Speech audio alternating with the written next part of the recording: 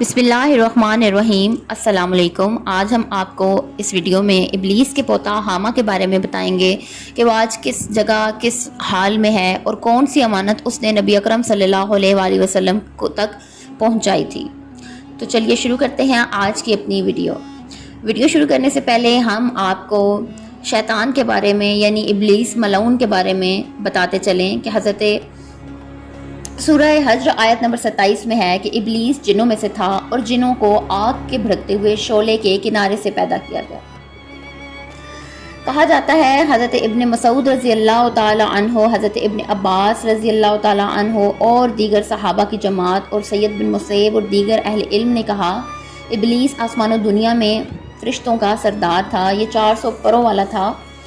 اور حضرت کعب احبار ابلیس کے بارے میں فرماتے ہیں کہ 40,000 برس تک یہ جنت کا خزانچی، 80,000 برس تک ملائکہ کا ساتھی، 20,000 برس تک ملائکہ کو واہ سناتا رہا، 30,000 برس تک مقربین کا سردار، 1000 برس تک روحانیت کی سرداری پر قابض رہا اور 14,000 برس تک یہ عرش کا طواف کرتا رہا۔ لیکن اس سے ایسی کون سی خطا ہو گئی جس کی وجہ سے اللہ تعالیٰ نے اس کو آسمان سے زمین پر شیطان مردود بنا کر بھیج دیا۔ اللہ تعالیٰ نے جب حضرت آدم علیہ السلام کو پیدا فرمایا تو فرشتوں کو حکم دیا کہ وہ ان کو سجدہ کریں، تو انہوں نے حضرت آدم علیہ السلام کو سجدہ کیا، جبکہ ابلیس منکر ہو گیا، اس نے سجدہ نہیں کیا۔ اس نے کہا کہ میں افضل ہوں اور تو نے اس کو کھنکھناتی ہوئی مٹی سے پیدا کیا ہے۔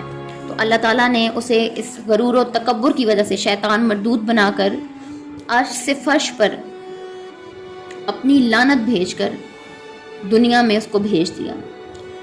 تو اس نے اللہ پاک سے کہا کہ اے میرے پروردگار، مجھے دوبارہ ان بندوں کے اٹھائے جانے تک مہلت دے۔ تو اللہ پاک نے تا قیامت تک اس کو مہلت دے دی اور وہ اب انسانوں کے سیدھے راستوں پر انسانوں کو بہکانے کے لیے بیٹھا ہوا ہے۔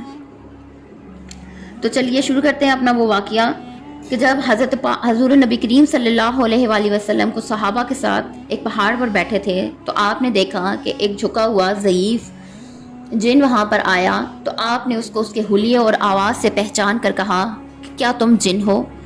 تو اس نے کہا جی ہاں، آپ درست فرماتے ہیں، میں جن ہوں۔ آپ نے پوچھا تمہارا نام کیا ہے؟ تو اس نے کہا میرا نام حامہ ہے، میں ہیم کا بیٹا ہوں جو لاقیس کا بیٹا ہے اور لاقیس ابلیس کا بیٹا ہے۔ اس پر نبی پاک نے فرمایا گویا تیرے اور ابلیس کے درمیان صرف 2 پشتوں کا فاصلہ ہے۔ تو اس پر اس نے کہا جی آپ درست فرماتے ہیں۔ آپ صلی اللہ علیہ وآلہ وسلم نے اس سے پوچھا کہ تیری عمر کتنی ہے؟ اس نے کہا میری عمر زمین سے شاید کچھ ہی کم ہوگی، کیونکہ جب قابیل نے حابیل کو قتل کیا اس وقت میں ایک بچہ تھا، پہاڑوں پر دوڑتا پھرتا اور لوگوں کا کھانا خراب کرتا اور ان کا غلہ چرا لیتا تھا اور لوگوں کے دلوں میں وسوسہ ڈالتا تاکہ وہ آپس میں لڑائی کر سکیں۔ تو آپ صلی اللہ علیہ وآلہ وسلم نے فرمایا یہ ایک بہت برا عمل ہے۔ اس پر حامہ نے جواب دیا کہ یا رسول اللہ مجھے ملامت مت کریں، میں ان لوگوں میں سے ہوں کہ جو حضرت لوط علیہ السلام پر ایمان لائے تھے اور میں نے اس وقت توبہ کی اور میں حضرت لوط علیہ السلام کے ساتھ مسجد میں 1 سال تک ان کے ساتھ رہا۔ میں حضرت ابراہیم علیہ السلام کے ساتھ رہا، حالانکہ ان کو آگ میں ڈالا گیا میں تب بھی ان کے ساتھ تھا۔ میں حضرت یوسف اور حضرت یعقوب علیہ السلام کی صحبتوں میں بھی رہا ہوں، اور جب انہیں کنویں میں ڈالا جا رہا تھا تو میں تب بھی کنویں میں ان سے پہلے موجود تھا۔ میں موسیٰ علیہ السلام سے بھی مل چکا ہوں اور میں نے ان سے تورات سیکھی۔ میں حضرت موسیٰ کا سلام حضرت عیسیٰ علیہ السلام تک پہنچایا اور حضرت عیسیٰ علیہ السلام نے مجھے انجیل سکھائی۔ اور اے نبیوں کے سردار، حضرت عیسیٰ علیہ السلام نے فرمایا تھا کہ جب تیری ملاقات حضور نبی کریم صلی اللہ علیہ وآلہ وسلم سے ہو تو میرا سلام ان تک پہنچانا، چنانچہ یہ امانت میں آپ تک پہنچانے آیا ہوں۔ اس پر نبی پاک صلی اللہ علیہ وآلہ وسلم نے فرمایا عیسیٰ علیہ السلام پر سلامتی ہو، اور حامہ تم نے یہ امانت مجھ تک پہنچائی اس لیے تم پر بھی سلامتی ہو۔ حامہ نے اس کے بعد کہا کہ میں آپ پر ایمان لاتا ہوں اور میں توبہ کرتا ہوں اپنے کافر ہونے پر۔ میں کافر نہیں ہوں، میں ایمان لاتا ہوں اور میں توبہ کرتا ہوں۔ اس کے بعد وہ اتنا رویا کہ صحابہ کرام بھی رو پڑے۔ اس نے کہا کہ حضور نبی کریم صلی اللہ علیہ وآلہ وسلم کیا آپ مجھے قرآن سکھائیں گے؟ تو آپ نے اس کو سورہ واقعہ، مرسلات، شمس اور معوذتین اور قل هو اللہ سکھائی۔ آپ نے کہا اے حامہ ہم سے ملاقات نہ چھوڑنا۔ صحابہ اکرام فرماتے ہیں کہ اس واقعے کے بعد جب نبی کریم صلی اللہ علیہ وآلہ وسلم اس دنیا سے پردہ فرما گئے تو ہم نے اس کے بعد حامہ کو دوبارہ کبھی نہیں دیکھا۔